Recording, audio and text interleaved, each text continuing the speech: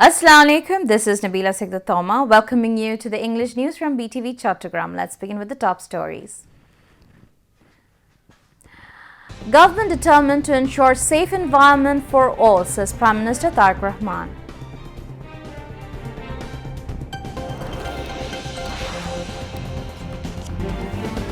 Bangladesh Securities and Exchange Commission Amendment Bill 2026 passed in Shongbad.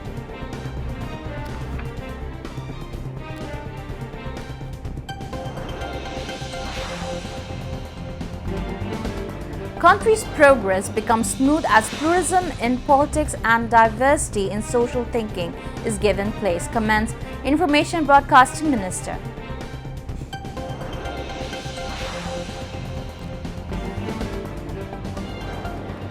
Measles outbreak to become zero by next May, hopes Health Minister.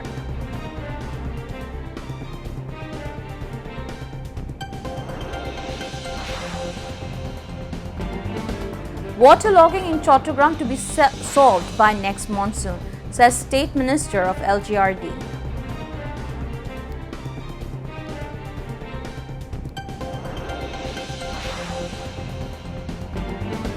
Formal trial of Kamrul Islam and Rashid Khan Minon in Crimes Against Humanity case in July uprising to begin on June 9th.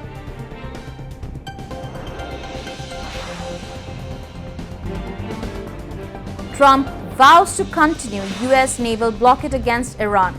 Tehran ready to face the situation.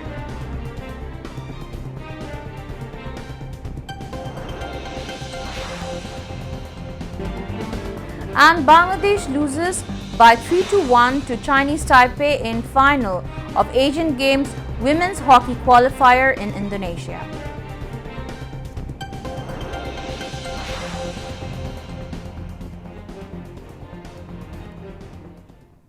Viewers, those were the top stories. Now moving on to the details. Prime Minister Tariq Rahman said that his government is committed to ensuring an environment where every citizen of the country can live in peace and security regardless of party opinion, religion or caste.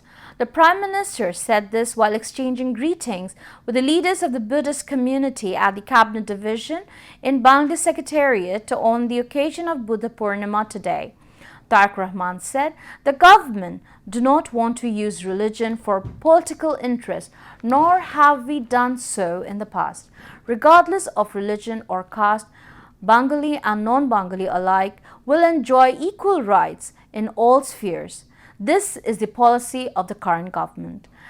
At the beginning of his speech, Tariq Rahman extended his felicitation to Buddhists around the world, saying every religion calls people towards welfare. Home Minister Salahuddin Ahmad, Religious Affairs Minister Qazi Shah Mufazzal Hussain Kaikubad, Chittagong Hill Tracts Affairs Minister Dipen Dewan, and State Minister Mir Mohammad Hilaluddin, Prime Minister's Special Assistants on Hindu, Buddhist, Christian and Ethnic Affairs Bijon Kanti Shorkar, lawmaker Sachin Puri and Dr. Shukumal Burwa were present at the greeting exchange event. On the occasion, representatives of the Buddhist community presented a commemorative crest and a replica of the Buddha statue to the Prime Minister. Russian ambassador to Bangladesh Alexander Grigorovich Kozhakin paid a courtesy call on Speaker Hafizuddin Ahmad Bir Bikram at his office today. During the meeting, they exchanged views on bilateral cooperation in education, manpower export, energy and artificial intelligence. They also discussed the situation of Bangladeshis stranded or affected by Russia-Ukraine war and a possible solution. The speaker said that Bangladesh and Russia share a long-standing and a genuine friendship. He added that the presence of the election observer teams from Russia and other countries in the 13th parliamentary election helped enhance international acceptance of a free and fair electoral process in Bangladesh. Ambassador Kojan mentioned that the Raater nuclear plant is being implemented jointly by the governments of Bangladesh and Russia. It will initially supply electricity to the national grid gradually due to reactor-related processes. He said the plant is expected to contribute to about 40% of its total generation capacity to the grid by 2027. Members of the Russian embassy delegation and senior officials of the Bangladeshi Parliament Secretariat were also present at the meeting. The Bangladesh Securities and Exchange Commission Amendment Bill 2026 and the Insurance Development and Regulatory Authority Amendment Bill 2026 have been passed in the National Parliament today. Earlier, the meeting of Parliament started under the chairmanship of Deputy Speaker Barrister Kaisar Kamal. Prime Minister Tariq Rahman was present at the meeting.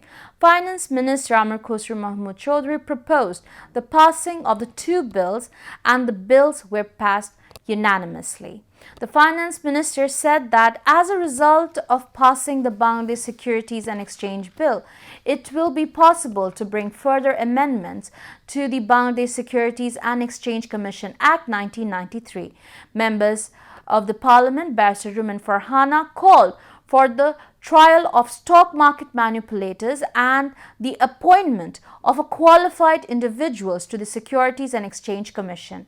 The Finance Minister said that initiatives have been taken to overhaul the Securities and Exchange Commission.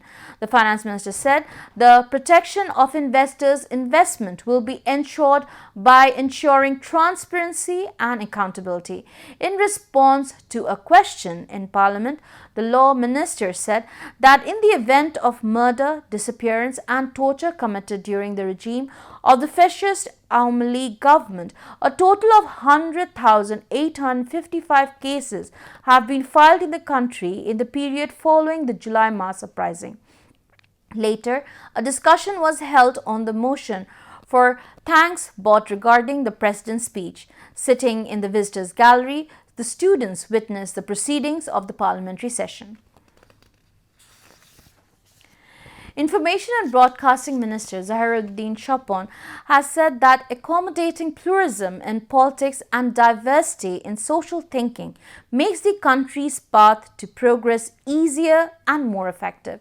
He made the remark while speaking at a memorial meeting for late politician Sunil Gupta at the National Press Club today. Prime Minister's Special Assistant Bijon Kanti Sarkar presided over the function, while DSCC Administrator Abdul Salam, Hindu Religious Welfare Trust Vice Chairman Tapan Chandra Majumdar, relatives of Sunil Gupta and leaders of BNP and its affiliated organizations also addressed the meeting.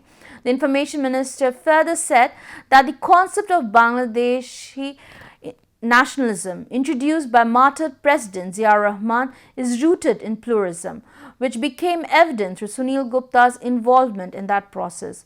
Describing Sunil Gupta as a thorough patriot, Zahiruddin Chopon added that those opposing pluralism and diversity are trying to create disorder in the society.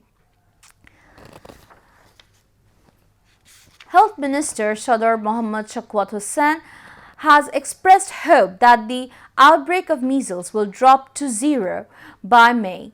He made this statement today at an event held at the 250-bed TB hospital in the capital, marking the receipt of a donation from the United States. The donation included 6 lakh gene expert cartridges for tuberculosis diagnosis and 11,000 doses of preventive tuberculosis medicine for children. At the event, U.S. Ambassador Brent Christensen and other senior officials were present. Speaking on the occasion, the U.S. Ambassador said that such support for Bangladesh will continue in the future. The Health Minister also stated that there is no shortage of vaccines in the country and that sufficient stock will be available. State Minister for Information and Broadcasting Yasir Khan Chaudhry has said that photography is not merely a play of light and shadows, it is a document of time that preserves history. The credibility of a news report depends on the accurate visual record of the event. He made these remarks today at a discussion held at the National Press Club in the capital, organized by Bangladesh Photojournalists Association in collaboration with the National Forum of Photojournalists, Nepal.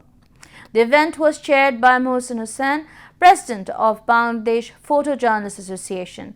Among others, Ayub Bhuiya, General Secretary of National Press Club, Pradeep Rajananta, President of National Forum of Photojournalists Nepal, and Ronak Hussain, a member of the Executive Committee of the National Press Club, were present at the function. The State Minister said that such initiatives deserve appreciation for strengthening the bond of friendship between the two countries. Later, he visited the photo exhibition, and the exhibition showcased various moments of the lives of ordinary people as well as mountains, valleys, and festivals of Nepal. State Minister LGRD Mir Shah has said that a high-level committee will be formed to address the waterlogging in Chattogram. He made the remarks today to journalists after attending a meeting on waterlogging and inspecting various canals and drainage channels in the city. He assured that the waterlogging problem in Chattogram city will be resolved within the upcoming monsoon season. Later, he visited the Chandrapura point of the Chaktai Canal and the Fultola point in Chowkbazar. Chattogram City Mayor Dr. Shadul Hussain and Chairman of Chattogram Development Authority Engineer Mohammad Nurul Karim were present at the time.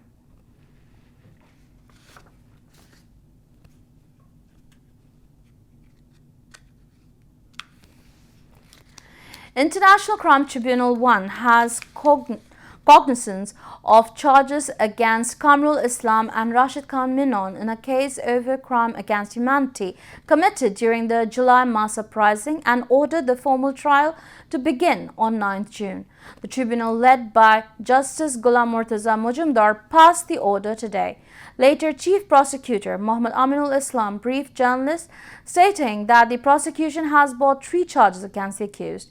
Meanwhile, the International Crime Tribunal 2 witness testimonies was recorded in Crimes Against Humanity case over the killing of Imam Hassan Taim in Jatrabari during the July mass uprising. The case involves 11 accused, including the former DMP Commissioner Habibur Rahman. Now, international news.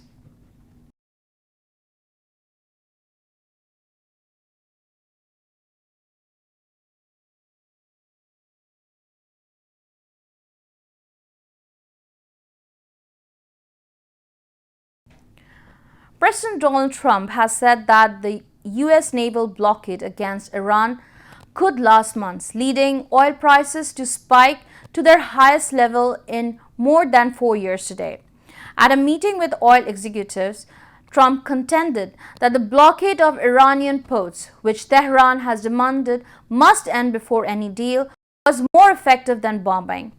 Meanwhile, Iran's President Masoud Pezeshkian said today that a U.S. naval blockade on Iranian port was doomed to fail and would increase regional instability.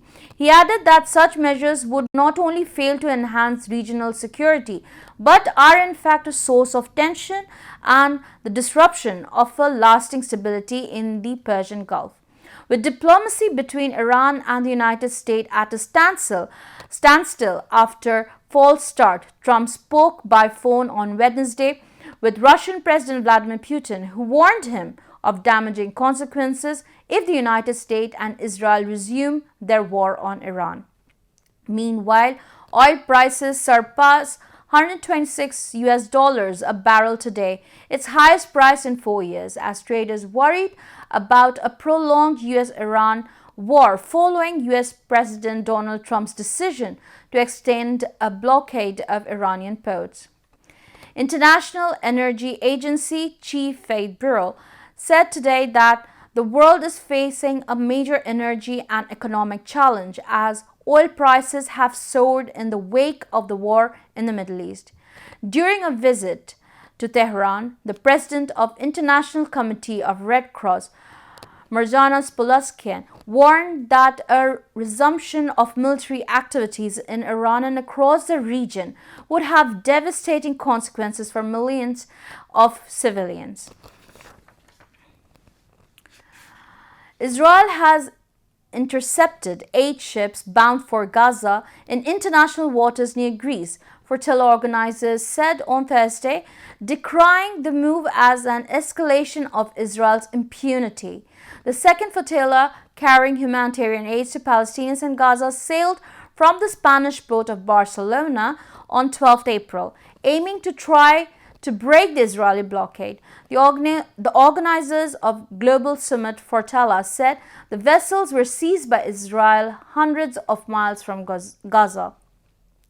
Israel's foreign ministry said that Israeli forces arrested about 175 activists aboard 20 ships from an aid-laden flotilla bound for Gaza. Now, sports news.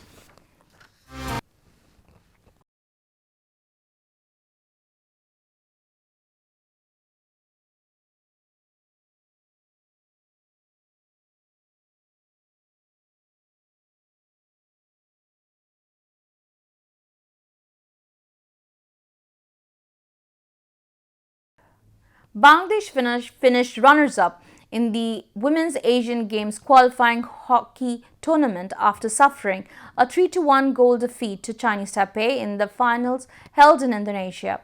Bangladesh made a bright start, taking the lead in the 8th minute of the first quarter when Orpit Paul converted the penalty corner. However, Chinese Taipei fought back to equalize the 17th minute of the second quarter. The momentum shifted in the third quarter as Chinese Taipei struck twice, taking the lead in the 32nd minute before extending their advantage with a third goal in the 40th minute. Despite their efforts, Bangladesh failed to mount a comeback in the final and could not add to their tally. Earlier in the tournament, Bangladesh opened their campaign with a 5-5 draw against Chinese Taipei before registering their maiden international victory with a 3-2 win